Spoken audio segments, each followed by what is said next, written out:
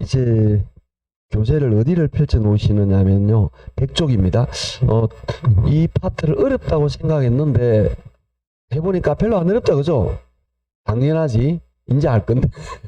지금까지는 기초, 이런 거 있다 소개하는 단어는 했어요. 여기까지는 요거 말고 그렇게 중요도 높은 건 없어요. 좀 세부적으로 들어갈 겁니다, 이제. 자, 이제 요쪽은 이제 다 정리됐으니까 지우고요. 우리 그 백쪽에 보시면 어떤 게 나오느냐 하면은 재화에 관계되는 것들이 나와요. 백쪽에 보시면 소득과 관계 이렇게 나오는데 거기 보면 재화가 정상재, 열등재 그런 게 나온다, 그죠? 자, 그럼 좀 살펴보도록 할까요? 자, 지금 말하는 게 어떤 재화가 있냐 하면은 소득과 관계에서 말하는 재화인데요. 정상재라는 재화가 있고 그리고 열등재라는 재화가 있어요. 이 정상재라는 재화는 소득의 증가에 따라 수요가 늘어나는 재화예요.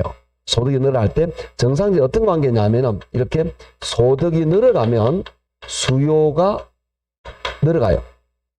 그 다음에 반대로 얘는 소득이 줄어들잖아요. 수요도 줄어요. 그러니까 소득 수요가 같이 움직이는 거죠. 그런 거. 그 다음에 열등재라는 재화는 반대로 움직입니다. 소득이 늘어가잖아요. 그럼 반대로 수요가 줄어요. 그런데 소득이 줄면은 반대로 수요가 늘어나는, 그래서 소득과 수요가 반대로 움직이는 재화. 이건 어떤 경우를 말하느냐 하면 그 예전에는 우리나라 좀 못 살았다, 그죠?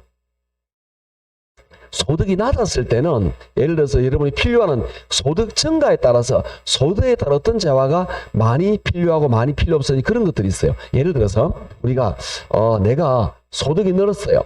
소득이 늘면 하고 싶은 게 있지 않을까? 신랑부터 바꾸던 말 하지 마라 그랬죠? 물론 마음은 이해하지만 내 마음도 똑같아요. 마음은 그러고 싶지만 우리는 참고 소득이 늘면 여러분이 가지고 싶은 거 좋은 차, 좋은 차의 수요, 외제차의 수요가 늘겠죠?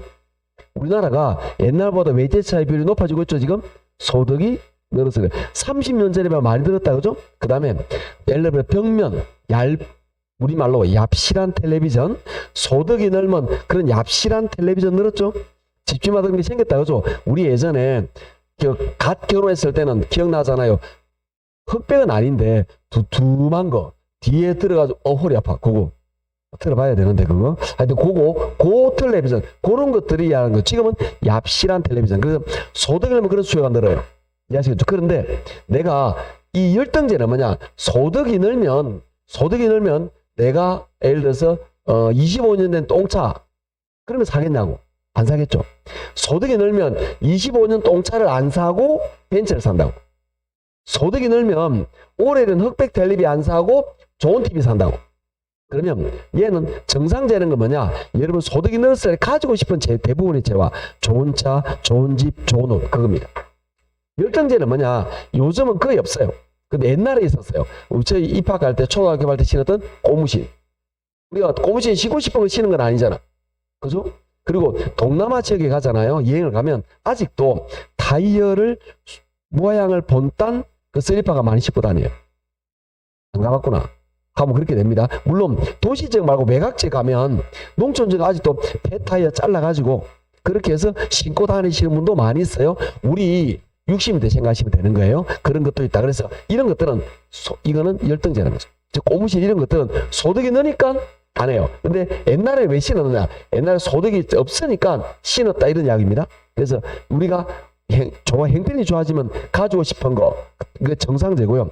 행편이 늘면 복이 되는 이런 것들이 열등제다. 그래서 쉽게 생각하시면 좋은 차, 좋은 입, 오래된 똥차, 그다음 안 좋은 신발, 아까 말한 그런 고무신 이런 것들 우리는 열등제 이렇게 이야기를 합니다. 자, 그런데 이걸 저는 수업에서 여러 차례 말했는데 이걸 이렇게 공부하면 위험해요. 그 왜 위험하냐면 제가 시험을 낼 때 이렇게 내죠. 소득이 증가할 때 수요가 증가하면 정상제라 하고 소득이 감소할 때 수요가 감소하면 이것도 정상제죠? 열등제를 한다 그러면 제가 볼 때 여러분은 구분하지 못할 것 같아요. 제가 볼 때는. 그럴 가능성이 높아. 그리고 나중에 그런 말을 굉장히 많이 하겠지만 시험장의 분위기는 굉장히 긴박하고 몽롱하고 좀 그래요. 개론이 끝날 때까지 목록을 벗어나기 어려워. 민법 좀 들어가면 좀 마음이 차분해집니다. 일반적으로. 그러니까 여러분 생각보다도 굉장히 긴장되고 그런 마음에서 시험 치니까 대부분 시험 치고 나서 어땠냐 하면 기억을 못해요. 내가 뭘 치는지 기억을 못하고 몽롱한 상태로 치는 경우가 많이 있어. 이거는 조금 직관적으로 해야 된다는 거죠.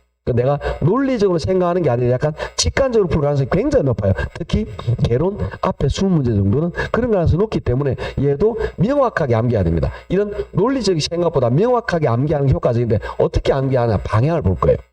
얘를 어떻게 보느냐. 얘가 이해관계가 뭐냐면은 소득과 수요인데 얘를 방향을 볼 겁니다. 방향을 볼 건데 얘가 올라 내려 이거는 같은 방향이에요. 같은 방향이면 뭐가 되느냐? 정상제가 됩니다.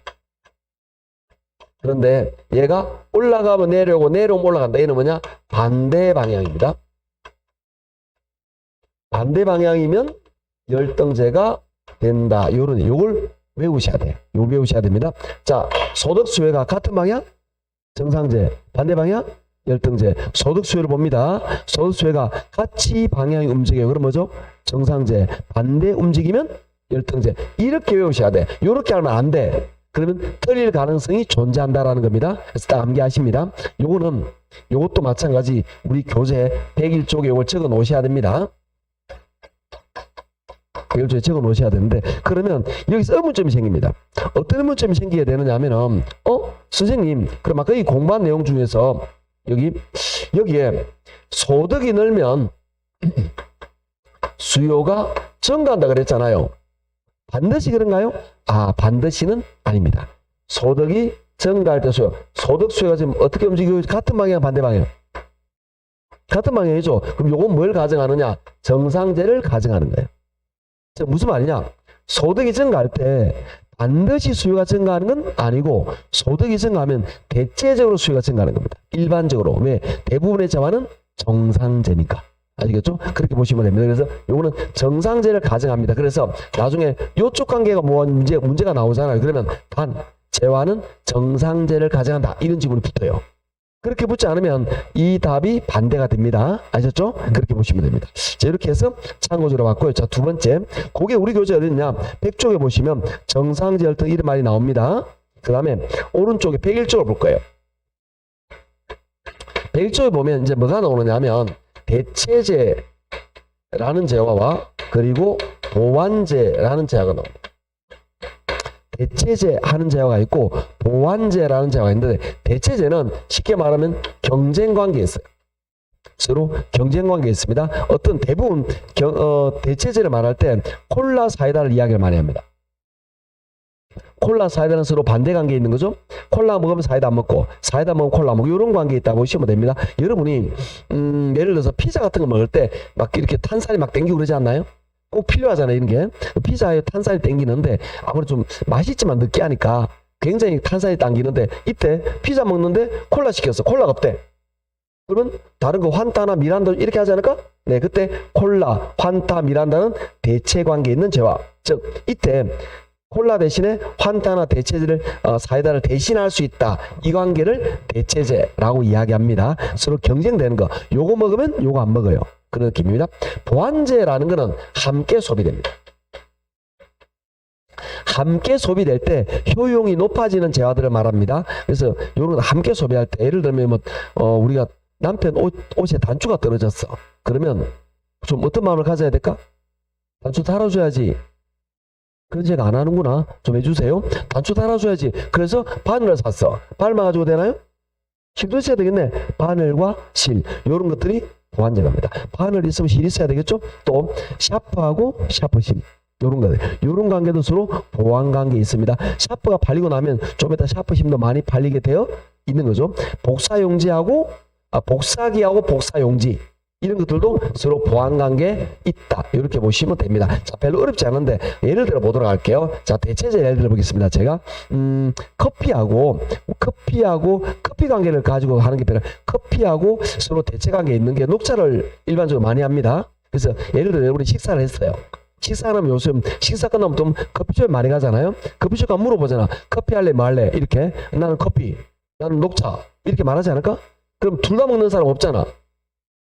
아니 커피숍 배부르러 간 건 아니잖아, 그죠? 그래서 둘 개 먹는 건 없는 게 둘 중 하나를 선택하면 이때 우리 한번 보도록 하죠. 그러면 이렇게 되는 거죠. 우리가 커피의 수요가 증가해요. 커피의 수요가 증가합니다. 그러면 요거하고 경쟁 관계에 있는 녹차의 수요는 어떻게 될까요? 감소하겠죠. 요 관계. 이때 커피와 녹차 서로 경쟁 관계 있죠. 요럴 때 우리 이 둘을 무슨 관계로 말하고 하냐면 대체제라고 이야기를 합니다. 그런 이야기고요. 자, 그러면 보완제는 뭐냐?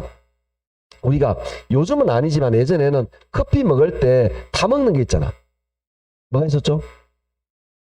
믹스 맞는데 섞어 놓은 거죠. 설탕도 있지만 그렇죠. 프리마. 그래서 프리마는 동서 프리마. 모르나요? 동서 프리마. 아이 모르면 곤란한데. 하여튼 그런 거. 이때 커피의 수요가 증가해요. 그러면 요즘은 아니지만 요즘은 아메리카노 먹자. 저는 아직도 믹스입니다. 믹스를 못 되겠어 내가. 정말 이걸 끊어야 되는데 잘 안 꺼져요. 이 담배만큼 끊기 어렵네, 은근히. 여하튼, 이 믹스에 중독이 돼가지고 저는 아직도 아메리카노를 잘 즐겨. 어떤 때는 먹긴 합니다. 근데 밥 먹고 나면 믹스예요. 방법 없어요. 여하튼, 이때 커피에 타 먹는 거, 옛날에 커피 하면 2개, 1개 막 타잖아요. 그거 프리마. 프리면 커피에 꼭 따라가는 거죠. 그래서 커피 수요가 늘면 프리머의 수요도 늘어나게 된다. 그러면 커피와 프리먼 서로 같은 관계, 이걸 우리 뭐라고 말하느냐면 보완제 관계라고 말합니다. 자, 그러면 이렇게 수요가 같이 움직이냐 반대로냐 여기서 대체제 보완제가 결정이 나는 거죠. 그럼 대체제라는 거는 요거 먹으면 안 먹어. 효용이 비슷해. 고구마, 감자. 이렇게 말하겠죠. 사이다, 콜라. 이런 관계를 떠올리시면 됩니다. 보완제는 함께 소비가 되는 거죠. 자, 요렇게 정리를 했는데 제가 조금 더 이제 앞에 하나를 붙일 거예요. 여기서 하나 그 뭐냐면 자, 이 우리 남아메리카 커피 그쪽에서 많이 나니까 콜롬비아에서 커피의 생산이 굉장히 많이 됐어요. 그러면 산지에 커피 가격이 하락을 합니다. 커피 가격이. 그 커피가 굉장히 반값으로 내려왔다는 거죠. 그러면 커피값이 원산지 커피값이 내려오다 보니까 우리나라의 원두값이 내려오면서 커피값이 내려왔다는 뜻이죠. 그럼 우리가 커피를 쉽게 먹을 수 있잖아. 가격이 내려왔으니까. 그죠? 그러면 커피의 수요 어떻게 될까요? 증가되겠죠. 그러면 커피를 많이 먹다 보니까 예전에 커피가 저렴해서 많이 먹다 보니까 녹차 먹던 사람이 커피로 갈아타겠네? 그러다 보니까 요거 녹차의 수요 어떻게 될까요? 줄어든다. 이게 대체제라는 이야기죠. 그죠? 자, 위하고 똑같은 거죠. 똑같은데 똑같이 적었는데 앞에 하나만 붙여놓은 거죠. 이해하시겠나요? 앞에 하나 붙인 겁니다. 자, 요거는 수요 법칙이에요. 가격과 수요는 어떻게 한다? 반대로. 자, 밑에도 보도록 하죠. 밑에도 똑같습니다. 원산지에서 커피의 가격이 하락을 해요.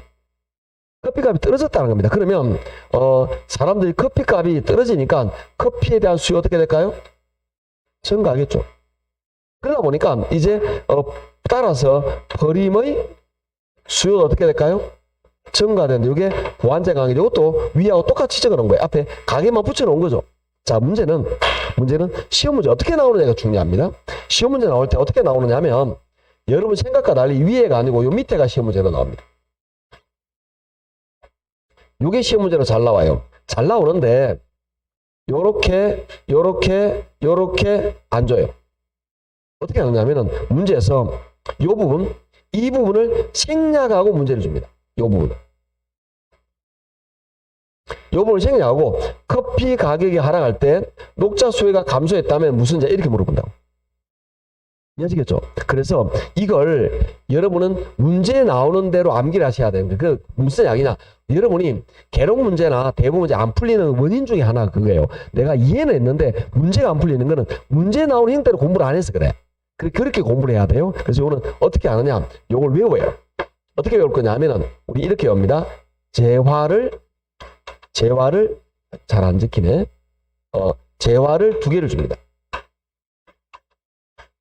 재화를 2개를 주는데 하나는 가격을 주고 하나는 수요를 줍니다. 밑에 또 뭘 보느냐? 방향을 볼 겁니다. 방향을 얘를 어떻게 보느냐? 같은 방향이냐 아니면 반대 방향이냐 이걸 보는 거예요. 같은 방향이면 뭐가 되느냐? 대체제가 됩니다. 반대 방향이면 보완제가 됩니다. 이걸 외우셔야 됩니다. 자, 제한을 몇 개 준다 그랬죠? 2개. 하나는 가격, 하나는 수요. 같은 방향 대체제, 반대 방향 보완제. 얘는 나중에 여러분이 101쪽 여백에다가 요만큼을 적어 놓으셔야 됩니다. 101쪽 이만큼 적어 놓으셔야 되는 건데, 자, 이게 어디에서 나왔냐 이 말이죠. 요게 여기 봅시다. 이걸 왜 이렇게 외우라 그러냐면 여기 보면 커피 녹차, 커피 프림. 자, 몇 개죠? 2개. 하나는 뭘 주고 있죠? 가격. 하나는 뭘 주죠? 수요. 이게 내려 같은 방향 대체제.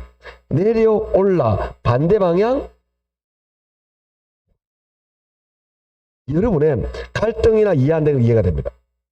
여러분이 뭐가 이해 안 되느냐면, 아니 선생님 대체제는 수요는 반대잖아요. 수요는 반대인데 가격 수요는 같이 움직이네요. 헷갈리는 거라. 그래서 이걸 정리를 합니다. 뭐 어떻게 정리하느냐면, 이거 수요는 상식으로 이해하는 거지. 상식으로. 대체제는 경쟁 관계니까 수요가 반대로 움직여요. 보완제는 함께 소비되니까 수요가 같이 움직여요. 그런데 가격 수요는 외우라 이 말이에요. 이렇게. 아시겠죠? 그러니까 재화를 2개 줍니다. 하나는 가격, 하나는 수요. 같은 방향 뭐? 대체제. 반대 방향 보완제. 거기에 오라. 이거 외워야 됩니다. 즉 가격 수요는 우리 외워서 풀어야 된다고. 그런데 수요는 상식으로 풀고. 됐나요? 자, 재화를 몇 개 준다? 2개. 하나는 가격, 하나는 수요. 같은 방향 대체제, 반대 방향 보완제. 선생님 어떻게 외웁니까? 계속 외워드릴 거예요. 제가 말할 때 계속 말할 거예요. 따라하다 외워주게 됩니다. 재화를 몇 개? 2개. 하나는 가격, 하나는 수요. 같은 방향 대체제, 반대 방향 보완제. 뭔 말인지 모르겠습니다. 일반적인 기출문제 이렇게 나옵니다. 어떻게 나오느냐? 아파트의 가격이 2% 상승하였을 때 연립주택의 수요가 4% 증가했다면 아파트 연립은 무슨가 이렇게 잘 나와요. 너무 고민하지 말라는 거지. 너무 깊이 생각해 여러분이. 이런 것들 이게 지금 하는 요게 어려워요. 어려운데 시험에 잘 나오느냐? 지문 하나에 끝이야.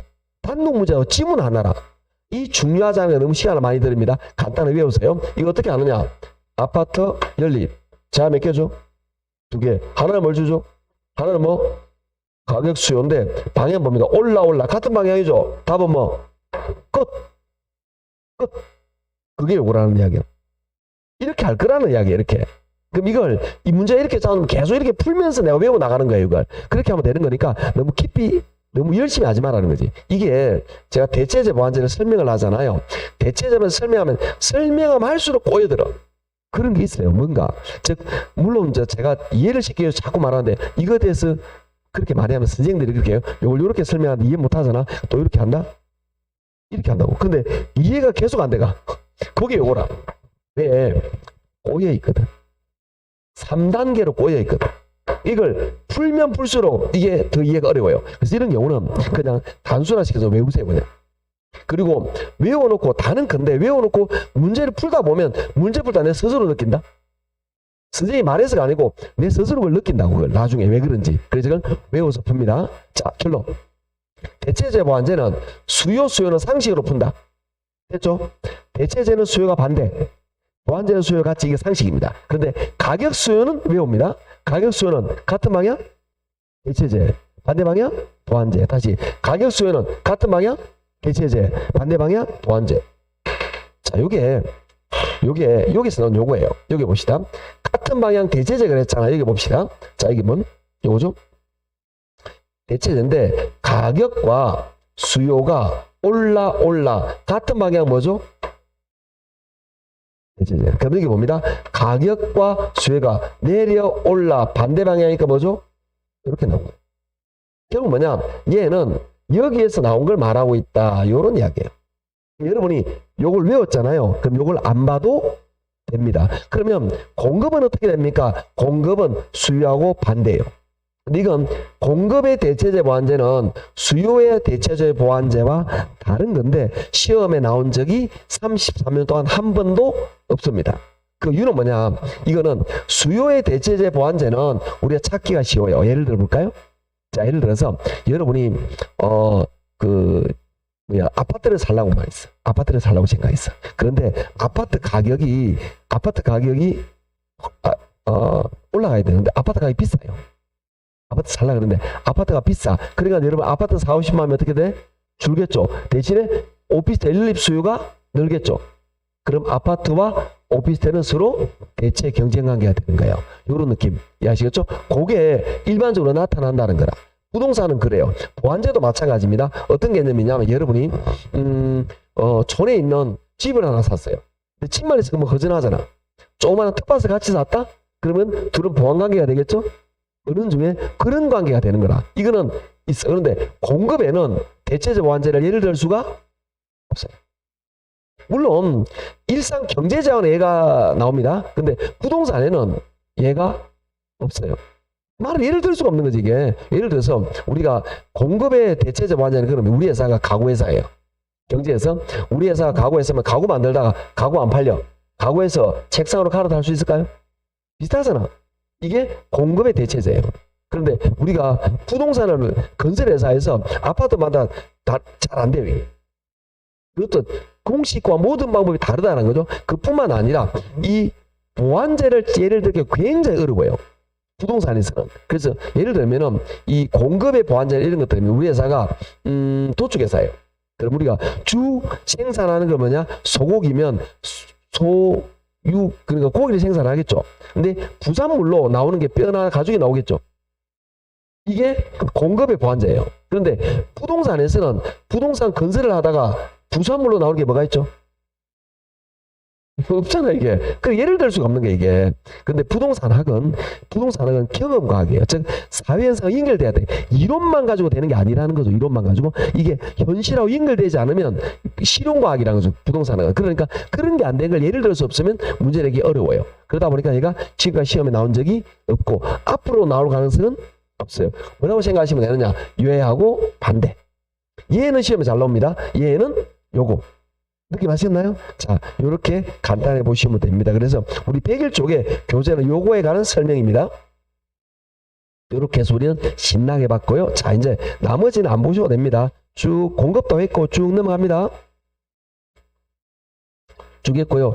그 다음에 신나게 넘어가셔가지고 110쪽은 요거 나중에 까물까 싶어서 좀 간단하게 말하고 넘어갈게요.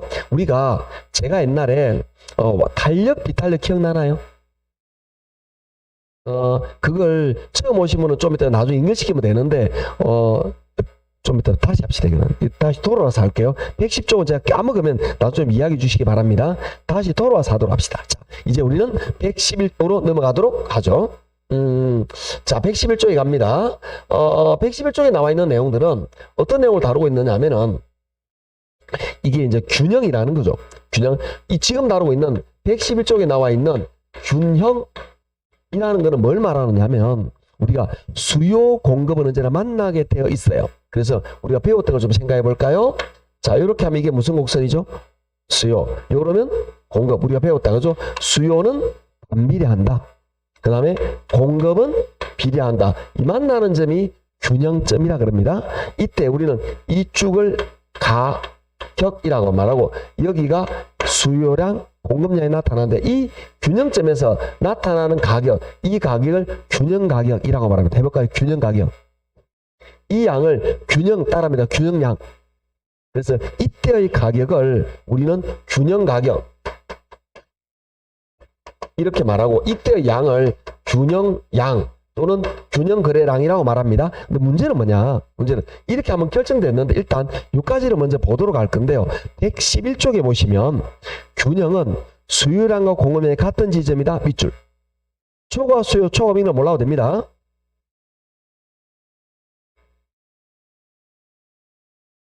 됐죠?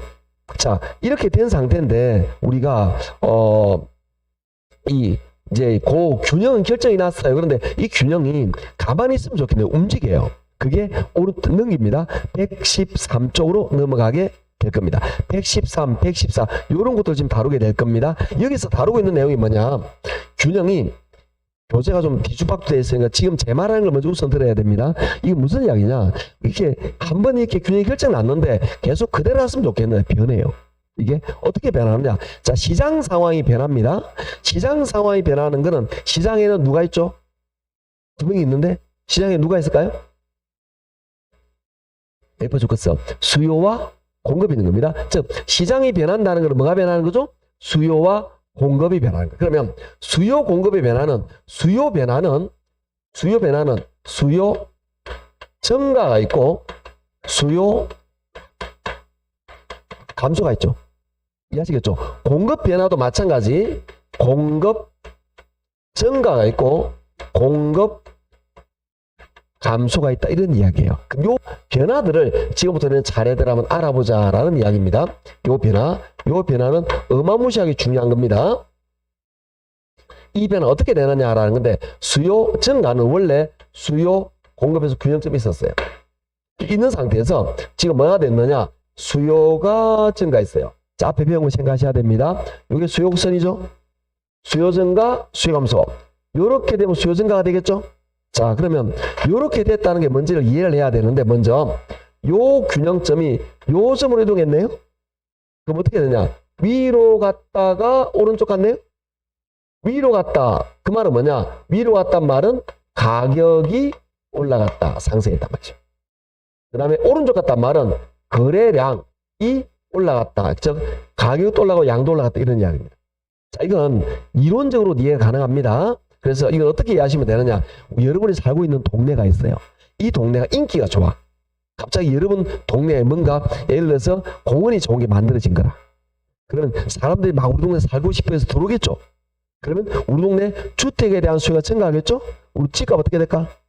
올라가고 공인중개사님 좋아지겠죠. 왜? 거래량이 많아지니까. 그거 말하는 거예요. 어려운 거 아닙니다. 요거 이야기하는 거예요. 자, 그 다음에 두 번째, 수요 감소는 똑같은 개념입니다. 수요와 공급이 결정된 시점에서 똑같습니다. 수요곡선, 여기 수요곡선이죠. 이게 요렇게 이동하면 수요 감소가 되는 거죠. 이해하시겠죠? 자, 그러면 요놈 어떻게 됐느냐? 어렵다는데 또 안 내려서 기분 나쁠 수 있는데 이 기초가 잘 잡혀야 됩니다. 이게 아셨죠? 기초가 잘 잡혀야 되는 거죠. 이게 나중에 5월 6월 제감자 일상을 빨리빨리 줄여요. 지금은 자세히 배경 얘기하는데 이거는 그 이번 순환이 마지막이야. 그 다음부터 말을 굉장히 줄일 거예요. 이제 자, 요 점이 요렇게 이동했죠. 어떻게 넣어볼게요. 밑으로 왔다가 왼쪽 갔잖아요. 밑으로 왔단 말은 가격이 어떻게 됐을까요? 떨어진 거죠. 왼쪽 갔단 말은 거래량이 줄었단 말이죠. 이거는 무슨 이야기냐? 우리 동네가 인기가 없어. 우리 옛날에 우리 동네가 잘 나갔는데 요즘 우리 동네가 찾는 사람이 없어. 집 내놓는 물건을 사람들이 좋아하지 않아. 그럼 우리 동네 집값 어떻게 될까요? 떨어지겠죠. 그 다음에 찾는 사람이 없으니까 거래량도 없어요. 그 이야기합니다. 너무나 당연한 얘기죠. 자, 마찬가지입니다.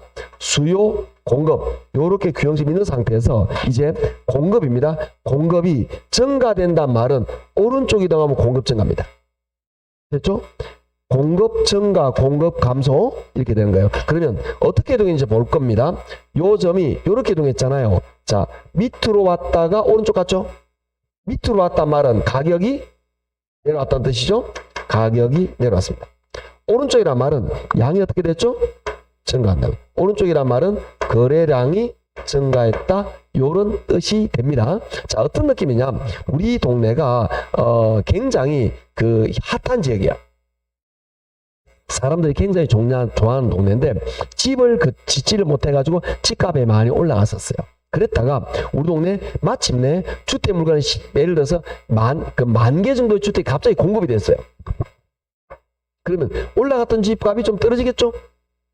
끝없이 올라가지 못하잖아요. 공급되니까 가격은 소폭 하락합니다. 올라갔던 집값이 떨어지고요. 그 다음에 물량이 쏟아지니까 거래량이 많아지죠. 사고 팔고 전매, 매매, 그 다음에 뭐 전세 이런 것들이 굉장히 활발하게 이루어집니다. 일반적으로 이렇게 많이 일어난다라고 보시면 됩니다. 고감소는요, 원래 수요, 공급이 이렇게 만났었는데 이제 요 공급이 요렇게 이동하면 공급 감소가 됩니다.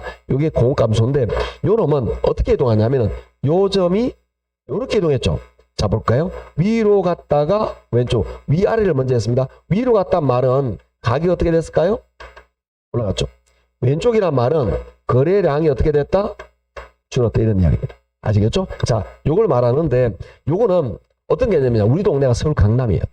집값이 끝없이 오르는 동네인데 집 지을 땅이 없다. 공급이 안 되겠죠? 그럼 집값 계속 어떻게 될까? 올라가겠죠? 팔고 싶어도 물건이 없어. 있어야 팔든가 말든가 하지. 물건이 없어. 그래서 가격도 올라가고. 이해하시겠죠? 요런 관계다라는 겁니다. 자, 지금 여러분이 이걸 설명을 들으면 납득이 갈 거예요. 조금 이해갑니다. 근데 이걸 이해하면 아니 됩니다. 외워야 됩니다. 어떻게? 수요 증가는 위. 수요 감소는 아래. 얘는 그대로 움직이죠. 공급은 웨이브 탑니다. 공급 증가는 아래, 위. 공급 감소는 위, 아래. 자, 이건 입과 손이 함께 움직여서 외워야 됩니다. 자, 우리가 그 뒤에 쪽을 공부하는 게 얼마나 중요한지 아시겠죠, 이제?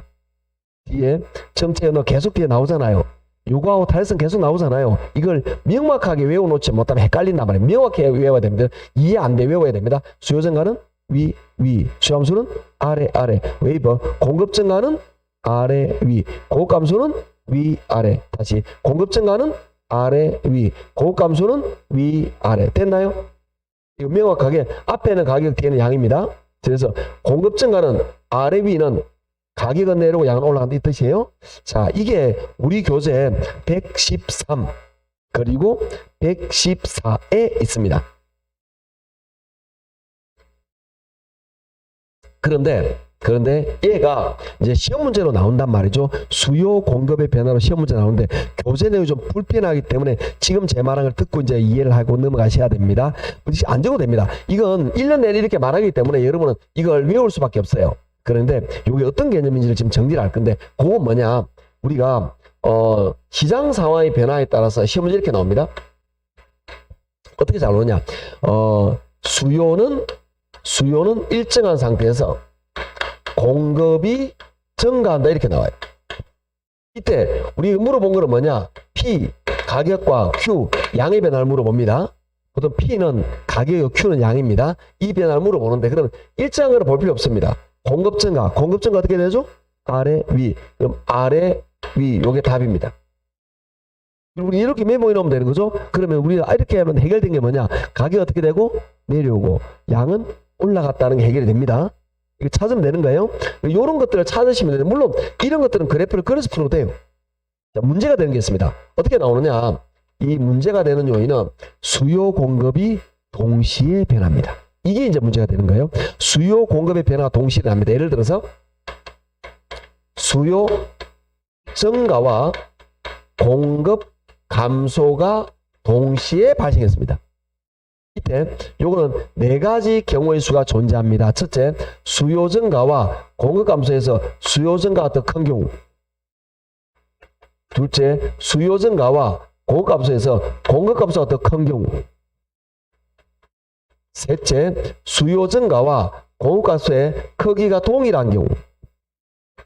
네 번째, 수요 증가와 공급 증가 발생했는데 어느 놈이 클지 모르는 경우. 이런 네 가지 경우의 수에 따라서 각각 답이 달라집니다. 그럼 문제는 시험 문제 요게 나온다는 거지. 요게 나올 때 문제가 된다라는 겁니다. 이럴 때 그래프를 그리면 그리다가 미쳐버립니다. 왜? 우리는 수요 증가 공급소, 수요 증가 공급 감소 요 둘 그래프를 같이 그려야 돼. 한 개도 헷갈려 죽겠는데 두 개를 그린다고? 불가능입니다. 그래서 그래프를 그리는 것은 안 됩니다. 아셨죠? 그래서 그리는 것은 안 된다. 이제 우리는 물론 그 재수생이나 공부를 하신 분은 그래프를 그리는 방법도 하는데 저는 그래프를 안 그리는 걸 원칙으로 해요. 가급적이면 안 그리기 풀고 최악의 경우는 그립니다. 그래서 가급적 안 그릴 원칙 알 테니까 차례대로 보도록 할 겁니다. 어떻게 하느냐? 먼저 이때 첫 번째, 두 번째는 쉬워요. 왜? 큰 쪽을 따라가면 됩니다. 수요 증가, 공급 감소에서 수요 증가가 더 크잖아요. 이거는 수요 증가로 풉니다. 그럼 수요 증가 어떻게 되죠? 이 답입니다. 가격도 올라가고 양도 올라갑니다.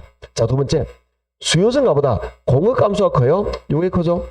그러면 공급 감소 어떻게 되죠? 위, 아래. 이게 답입니다. 끝. 그러니까 이건 수요 공급이 둘 다 동시에 변했지만 큰 쪽 변화를 하기 때문에 위와 유사한 개념입니다. 한 개짜리 변화와 두 개짜리 변화인데 유사하게 나타나는 거예요. 그래서 작년에 여기 시험에 나왔어요. 쉽게 나온 겁니다. 자, 이제 문제는 이런 경우죠. 이런 경우는 제가 하는 이 형태로 해야 됩니다. 어떻게 할 거냐면은, 자, 수요 증가 살짝 표시합니다. 위. 공급 감소 표시합니다. 위, 아래. 이게 외워져야 되겠죠? 자, 그 다음에 이걸 가만히 관찰하는 거죠. 수요를 볼게요. 가격은 올라갔죠? 올라가는 것밖에 없습니다. 양을 볼게요. 양은 여기는 어떻게 됐죠? 올라가고 여기는 크기가 어때요? 올라간 만큼 내려왔죠. 그래서 뭐가 되느냐? 불변이 됩니다.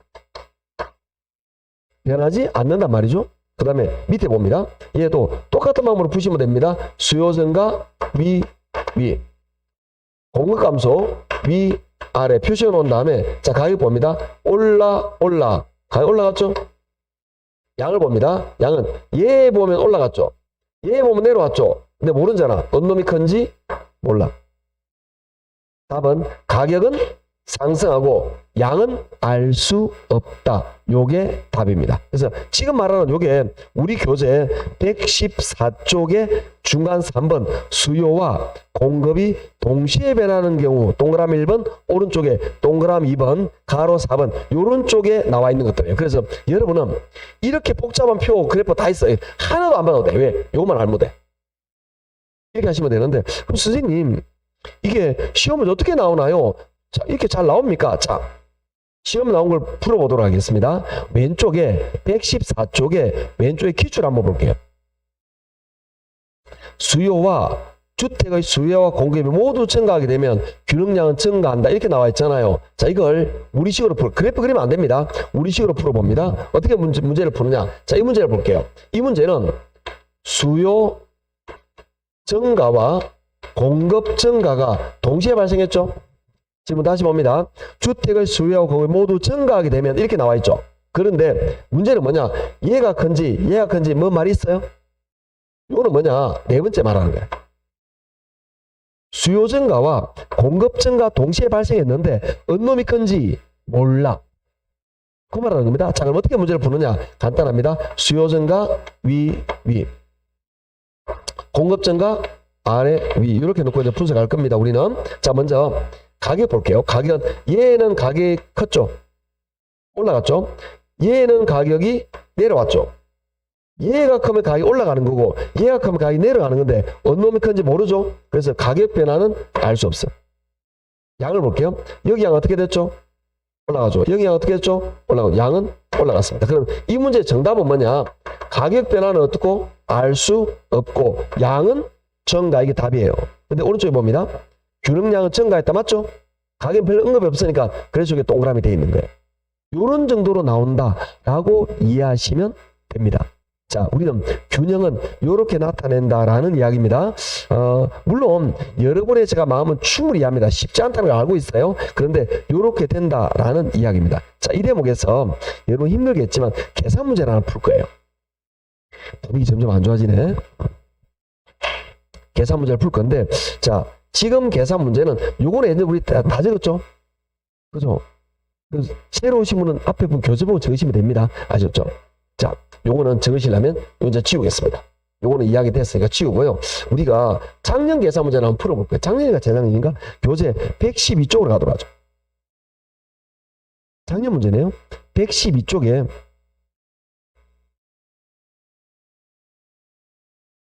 112쪽에 보도록 할게요. A지역 아파트 시장에서 공급은 변하지 않고 수요가 다음 같은 조건으로 변화하였다. 이 경우 균형 가격과 균형량의 변화는 이렇게 나와 있죠. 수요 QD1은 120-2P인데 이게 120-2분의 3P로 변화했다.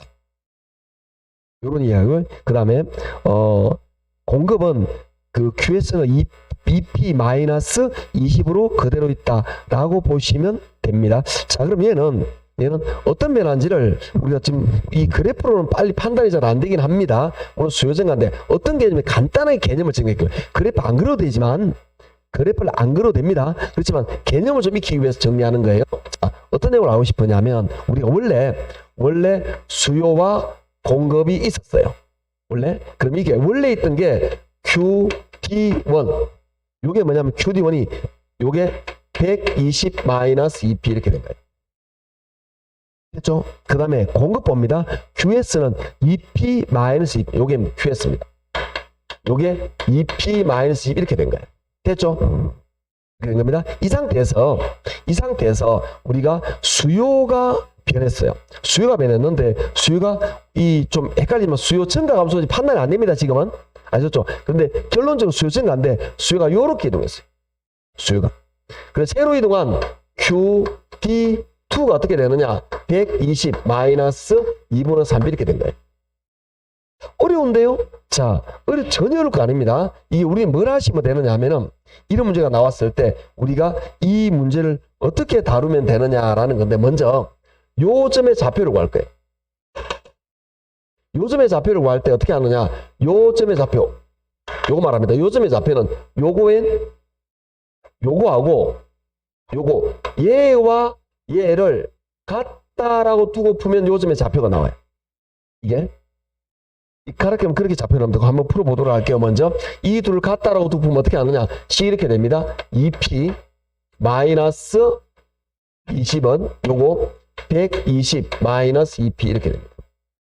자, P를 왼쪽으로 모는 게 좀 좋겠죠? 마이너스 P가 끝나면 플러스로 변하겠죠? 그럼 왼쪽에 몇 P 됩니까? 4P 된 거죠. 4P 20 건너갑니다. 그럼 플러스로 변하겠죠? 그럼 어떻게 됩니까? 140 이렇게 되겠죠. 나눕니다. 140 나누기 4하면 P가 나오겠죠? P 얼마 나오죠? 35가 나오나요? 맞죠? 35 나오겠네? 30 이렇게 나온 거죠? 그 다음에 Q를 계산하면 됩니다. Q는 어떻게 하면 되느냐? 우리 지금 요거 했잖아요. P35를 여기 아무 때나 대입하면 돼.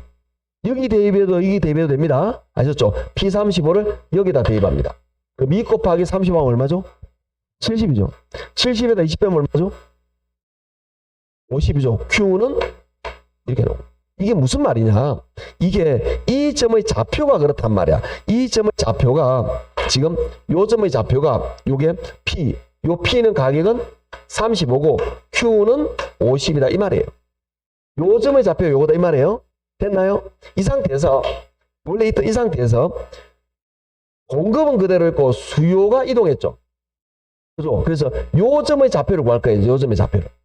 요 점의 좌표는 뭐냐? 요 수요와 요 공급, 즉 요 점의 좌표라는 거는 돌려서 말하면 얘 둘을 같다라고 두고 푸시면 되겠죠. 이제 공급은 그대로 수요가 이동했으니까 요 점의 좌표는 요 수요와 요 공급을 같다 하면 되는 거잖아요. 이 같다는 교점, 요 점은 이거와 이걸 모두 만족하는 그 점이라는 거죠. 둘 모두 만족하는 우리 어릴 때 배웠던 연립 방정식을 말하는 겁니다.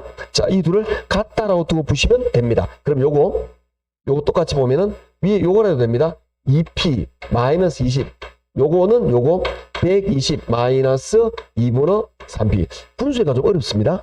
좀 이해를 해주시고. 자, P를 왼쪽으로 모읍니다. 건너가면 요거 2P 플러스 2분의 3P 이렇게 되는 거죠. 자, 건너갑니다. 그럼 얼마 되죠? 140이죠. 이때 여기서 계산이 안 돼. 이게 왜 안 되느냐? 너무 오래돼서 안 돼요. 이걸 통분을 해야 됩니다. 통분을 같게 만들어야 되죠. 2라는 숫자는 분수로 2분의 4죠. 그죠? 요게 기억이 안 나. 그래서 어려운 거예요. 요게 아무것도 아닌데. 그럼 이거 2분의 4, 3 다 뭐죠? 7이죠. 요건 2분의 7이 됩니다. 즉 2분의 7P. 풀이가 있으니까 참고적으로 보시면 됩니다. 이렇게 되는 거죠. 요때 P는 건너가면 140 나누기 2분의 7이잖아요. 이거 모르는 건 내 잘못 아닙니다. 어릴 때 수학 공부를 열심히 했었어야지. 이제 이걸 곱하기로 돌리면 곱하기 뭐가 될까요? 7분의 2가 됩니다. 약분할게요. 얼마 되죠? 20 남죠? 20하고 2 곱하면 얼마 될까요? P는 40 이렇게 나옵니다. P는 40. P는 40을 여기 아무 때나 대입해요. 여기에 편하겠죠? P는 40 넣습니다. 2 곱하기 40 하면 얼마죠? 80이죠. 80에서 20 뺍니다. 얼마죠? 60. 그럼 Q는 얼마 될까요? 60. P는 40, Q는 이건 뭔 말이냐? 요거 P는 40, 요 Q는 60 이렇게 된 거예요. 그러면 원래보다 가격은 얼마 올라갔죠? 5. 양은 얼마 올라갔죠? 10. 그게 답이야. 답은 몇 번이죠? 2번 이렇게 나온 거예요. 선생님 이거 왜 이런 문제인가요? 자, 지금 이 문제를 푼 이유를 말할 거예요. 이건 뭘 말하느냐? 이 균형에서 지금 이 문제는 수요가 증가한 거죠. 수요 증가잖아요. 우리가 이런 균형점의 어떤 가격의 변화가 균형이 있는 상태에서 수요 공급의 변화가 나타나요. 수요 공급의 변화가 이렇게 나타난다 이 말이라. 이걸 이론적으로 한 게 요거라. 근데 이걸 자 수요 증가는 가액가액이 올라갔잖아. 얼마나 올라갔느냐? 계산하는 문제가 계산 문제라. 같은 문제예요.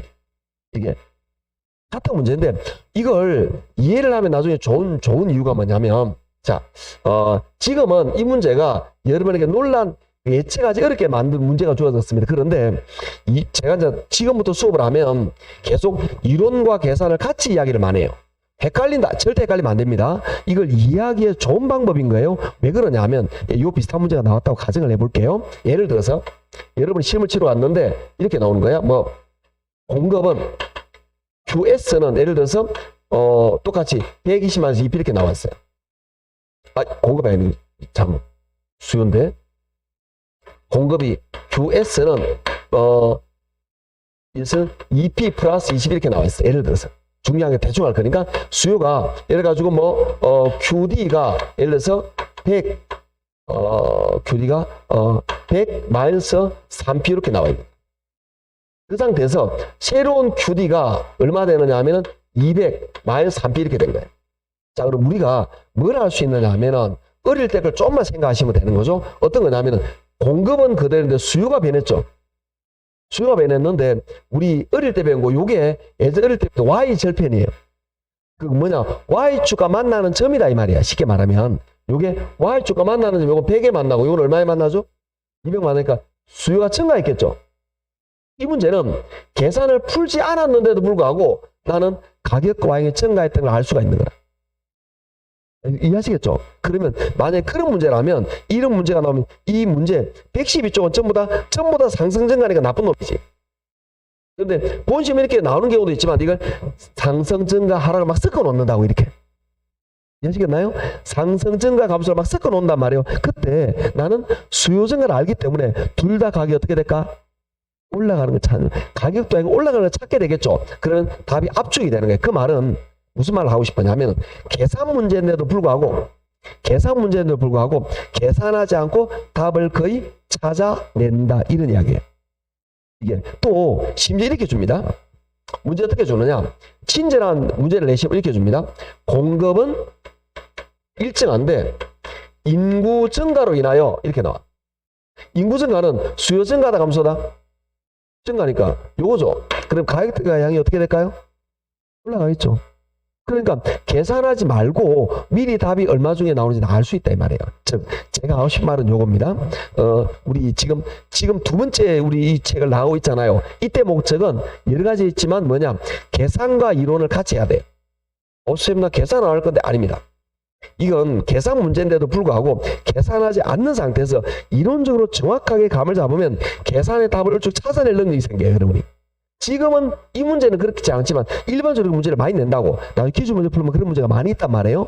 그래서 따로따로가 아니라는 거다. 즉 지금 푼 게 이게 뭐냐 요 이론을 요렇게 숫자로 만들어낸 거다. 즉 계산 문제라는 거는 이 이론적인 배경을 수치로 계산하게 만든 것밖에 아니다. 즉 요 문제는 뭐냐 결국은 요 문제는 수요 공급의 변화에서 수요 변화이기 때문에 가격과 양이 증가했어요. 그런데 얼마만큼 증가했다라는 걸 계산하시 이런 문제라는 이야기예요. 그래서 이론과 계산은 따로 생각하면 안 된다 이런 이야기예요. 아셨죠? 자, 힘든 시간 좀 쉬었다가 우리는 이제 탄력성으로 넘어갈 건데 어디를 보시느냐면 119쪽으로 볼 겁니다. 좀 쉬었다가 보도록 하죠.